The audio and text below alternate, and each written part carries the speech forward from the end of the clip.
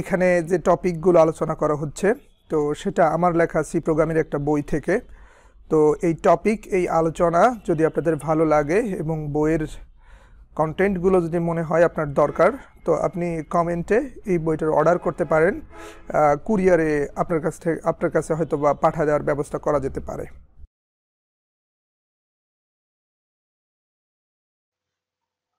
গত টিউটোরিয়ালে আমি দেখেছি যে কেমন করে একটা সি প্রোগ্রাম কম্পাইল করতে হয়। তো আজকে সি প্রোগ্রামের অংশগুলো সম্পর্কে আমি কিছু বলি নাই, জাস্ট কম্পাইল করে দেখাইছি। তো এই টিউটোরিয়ালে আমি বলবো যে কোন অংশটা কি কাজ করে। তো একটু বলার আগে আমি এই প্রিন্টএফ লাইনটাকে উঠাই দিলাম। তো উঠাই দেওয়ার পরে এখন প্রোগ্রামটা যে অবস্থায় আছে, আমি বলতেছি এটা সি প্রোগ্রামের একটা বেসিক স্ট্রাকচার। তো এই স্ট্রাকচারে আবার কম বেশি চেঞ্জ হতে পারে, যেমন মেইনের আগে ইন্ট মেইন আসতে পারে, ভয়েড মেইন আসতে পারে, মেইন শেষ হওয়ার আগে রিটার্ন জিরো আসতে পারে। তো এইগুলো নিয়ে আমি অন্য আরেকটা টিউটোরিয়াল তৈরি করব। তো আজকে বলি যেখান থেকে শুরু করব। তো এই যে স্ট্রাকচারটা আমরা দেখতে পাচ্ছি, মেইন লেখা, ফার্স্ট প্যারেনথেসিস দিয়ে ক্লোজ করা, ফার্স্ট ব্র্যাকেট দিয়ে ক্লোজ করা, আর এখানে সেকেন্ড ব্র্যাকেট আর কার্লি প্যারেনথেসিস আর কার্লি ব্রেস যেটাকে বলেন না কেন, এই যে সেকেন্ড ব্র্যাকেট দিয়ে শেষ করা বা কার্লি ব্রেস দিয়ে শেষ করা। তো এরকম স্ট্রাকচারে শুধু সি না, পৃথিবীর সমস্ত প্রোগ্রামিং ল্যাঙ্গুয়েজে যদি যে প্রোগ্রামিং ল্যাঙ্গুয়েজে হোক না কেন, এরকম যদি কোনো স্ট্রাকচার দেখতে পান, যেটা আমি মার্ক করে রেখেছি, তো এটাকে বলা হবে ফাংশন। তো এখন আমাদের কোশ্চেন হলো হোয়াট ইজ ফাংশন, ফাংশনটা কি। তো এখন একটু খেয়াল করে দেখেন যে আমাদের ডেইলি লাইফে কিছু ফাংশন থাকে, যেটাকে আমরা বলি বার্থডে ফাংশন, ম্যারেজ ফাংশন। তো বার্থডে ফাংশনে কি হয়, কেক কাটা হয়, গেস্টদেরকে ইনভাইট করা হয়। ম্যারেজ ফাংশনে কি হয়, বিবাহ হয়, গেস্টদেরকে ইনভাইট করা হয়। সোজা কথা, ফাংশন গুলোর নাম আলাদা, তেমনি কাজও আলাদা আলাদা। এরকম ভাবে এই মেইন ফাংশন এ কিছু কাজ করবে। এই মেইন ফাংশন কি কাজ করবে সেটা আমাদেরকে লিখে দিতে হবে এই দুই সেকেন্ড ব্র্যাকেটের মধ্যেখানে। তো সেকেন্ড ব্র্যাকেটের মধ্যে তো আমরা কিছু লিখি নাই, কিছু লিখছি না, তাহলে এই অবস্থায় সে কোনো কাজ করবে না। তো এখন বলি তাহলে আমরা কি বুঝলাম, মেইন এটা হলো একটা ফাংশন যেটা কি করে, কিছু কাজ করে। আর কাজ কি করবে, এই দুই কার্লি ব্রেস যেটা আমরা দেখতে পাচ্ছি মার্ক করা আছে রেড হয়ে, তো এর মধ্যেই লিখতে হবে। এই অংশটাকে বলা হয় একটা ফাংশনের বডি। তো একটা ফাংশন কি কাজ করবে আমাদেরকে এই বডির মধ্যেই লিখে দিতে হবে। স্টিল নাও আমরা কিছু লিখি নাই। তো এখন কথা হলো উপরের লাইনটা কি। তো উপরের লাইনটা আমি বলবো একটু পরে। তো একটু বলে আসি যে সি প্রোগ্রামিং এ এরকম একাধিক ফাংশন থাকতে পারে। তো মেইন ফাংশনটা থাকতেই হবে। মেইন ফাংশনটা না হলে সি প্রোগ্রাম কাজ হবে না। সি প্রোগ্রামে রান করা শুরু হয় মেইন ফাংশন থেকে। তো একটু বলে রাখি, মেইন একটু মনে রাখার স্বার্থে বলি, মেইন মানে কি, প্রধান। মেইন মানে কি, প্রধান। তো এই প্রধান ফাংশনটা না থাকলে আসলে সি প্রোগ্রাম করা সম্ভব না। এখন বলি যে আমরা এই প্রিন্টএফ লিখলাম কেন, প্রিন্টএফ যে লিখছিলাম সেটা কেন লিখছি। তো একটু খেয়াল করা যাক যে সি সহ সমস্ত programming language or electronic devices, এগুলো দিয়ে আমরা কি কাজ করি, কিছু ইনপুট দিই আর কিছু আউটপুট নিই।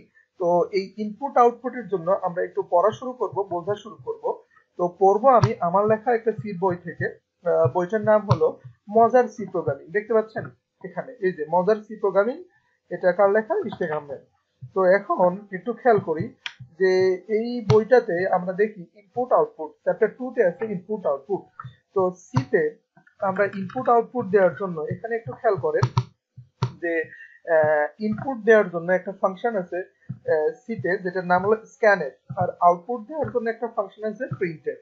তো আমরা একটু মনে রাখার স্বার্থে যদি একটু মিলায়ে বলি যে printer output device, printf output function, printer output device, printf output function, scanner input device, scanf input function. তো এই পুরো বই জুড়ে এভাবে মজা করে করে সি প্রোগ্রাম বোঝানো আছে।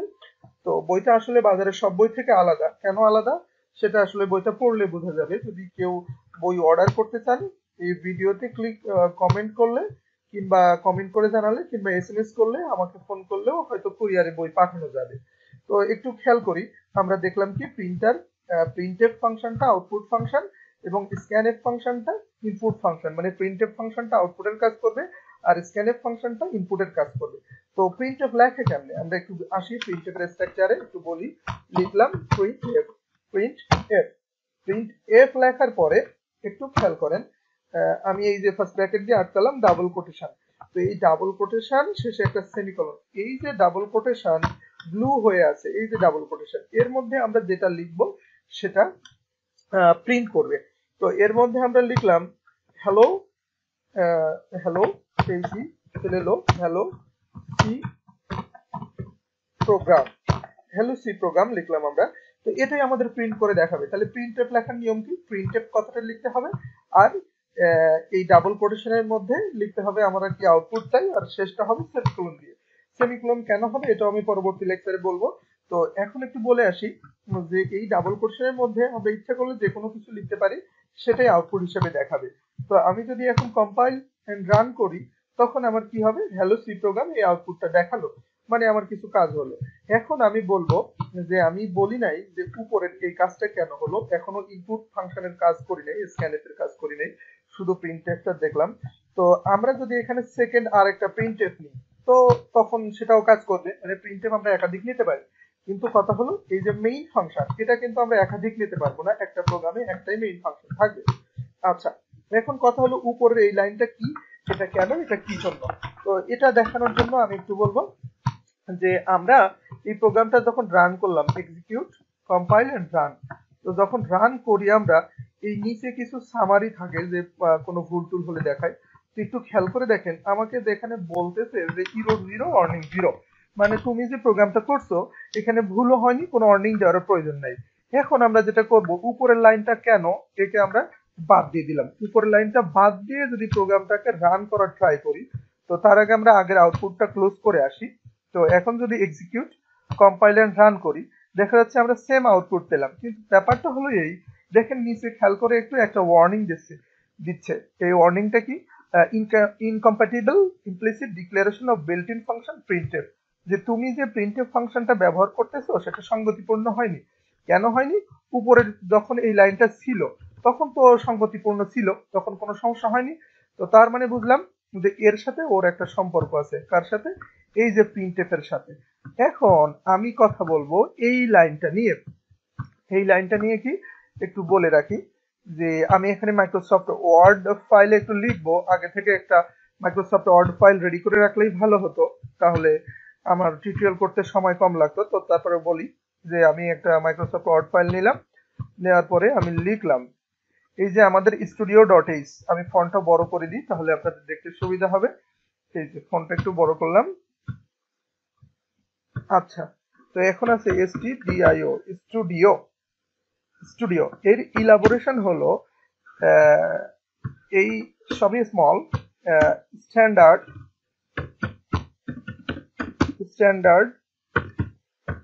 ইনপুট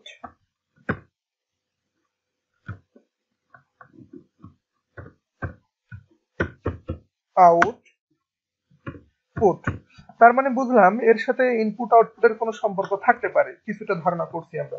আর ডট এইচ তে বোঝায় header file, header file, dot H তে কি বোঝায়, হেডার ফাইল। তাহলে আমরা বুঝলাম স্টুডিও মানে কি, স্ট্যান্ডার্ড ইনপুট আউটপুট, আর ডট এইচ তে কি বোঝায়, হেডার ফাইল। ডট এইচ তে কি বুঝবো আমরা, হেডার ফাইল।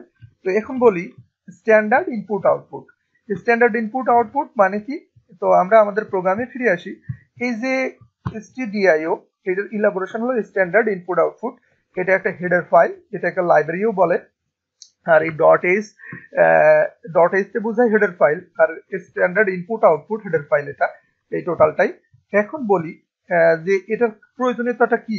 তো স্ট্যান্ডার্ড ইনপুট আউটপুট, সোজা কথা হলো আমরা যদি input output related standard function গুলো ব্যবহার করতে চাই, যেমন এই প্রিন্টএফ, স্ক্যানএফ, তাহলে আমাদেরকে এই লাইব্রেরিটাকে ব্যবহার করতে হবে।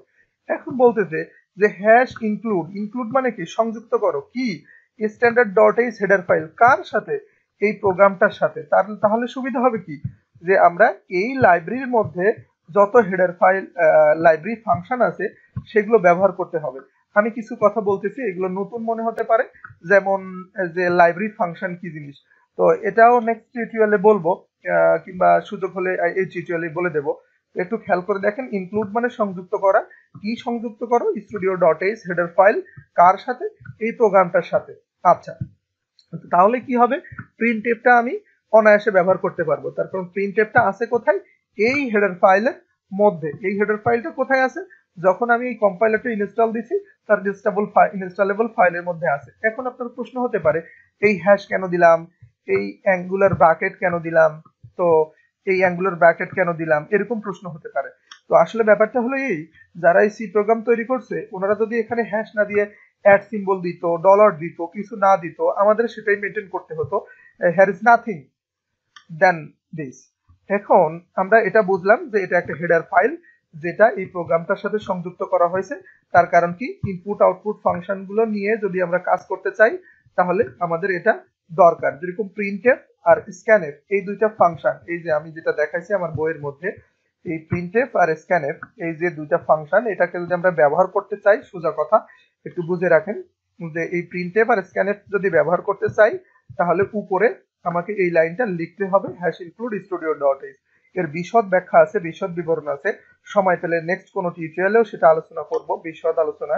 তার কারণ এগুলো অনেক কনসেপ্ট, ভাস্ট কনসেপ্ট, তো বিগিনারদের জন্য এটা দরকার নেই। তো আজকে টিউটোরিয়াল এখানেই শেষ করব। হয়তো বা আমি জানাতে পারলাম যে সির বেসিক স্ট্রাকচার এবং কোন অংশটা কি কাজ করে। তো এখন আরো একটু বলে রাখি, আমরা যদি এই প্রিন্টএফ আর একটা লিখি নিচে, সেটাও কিন্তু কাজ করবে। একটু খেয়াল করে দেখেন, সি প্রোগ্রাম। তো এখানে welcome to C program at cell লিখলাম রেড ডিভিএস, রেড ডেভস। তো এখন যদি আমরা রান করি, একটু খেয়াল করে দেখেন, এই যে ওয়েলকাম টু সি প্রোগ্রাম, আবার দেখা যাচ্ছে না হ্যালো সি প্রোগ্রাম, আবার দেখা যাচ্ছে hello C program at red devs. মানে দুইটা প্রিন্টএফই কাজ করতেছে, কিন্তু দুইটা কি আসতেছে একই লাইনে। আমরা যদি চাই অন্য লাইনে আসবে, নতুন লাইনে আসবে, তাহলে স্ল্যাশ এন। তো একটু খেয়াল করেন, স্ল্যাশ এন কমান্ডটা কি জন্য, নিউ লাইনের জন্য। স্ল্যাশ এনটা কি জন্য, নিউ লাইনের জন্য। নতুন আরেকটা কমান্ড শিখলাম আমরা। স্ল্যাশ এনটা কি জন্য, নিউ লাইনের জন্য। এখন কি হবে, এখন যদি রান করি তাহলে কি হবে, যে hello C program at red devs এভাবে চলে আসলো। তার মানে কি, যেখানে আপনি লাইনটাকে ভেঙে দিতে চান সেখানে স্ল্যাশ এন ব্যবহার করুন। তো এখানে দিতে পারি আমরা, চাইলে এই এখানেও দিতে পারি, এই যে সেকেন্ড লাইনের শুরুতে চাইলে মধ্যেখানে দিতে পারি, মধ্যেখানে দিলে মধ্যেখানেই ভেঙে যাবে। একটু টেস্ট করে দেখবেন, আমিও হয়তো দেখাবো। তো আজকে এই পর্যন্তই, ভালো থাকবেন সবাই, সেই কামনায় শেষ করছি আজকে। ভিডিওটি যদি আপনার ভালো লাগে, মনে হয় এখানে শেখার কিছু আছে, তবে আমি বলবো অবশ্যই শেয়ার করুন, আর লাইক করবেন, কমেন্ট করবেন, চ্যানেলটিতে সাবস্ক্রাইব করবেন, তাহলে নেক্সট ভিডিওগুলো পাবেন। সবাইকে ধন্যবাদ।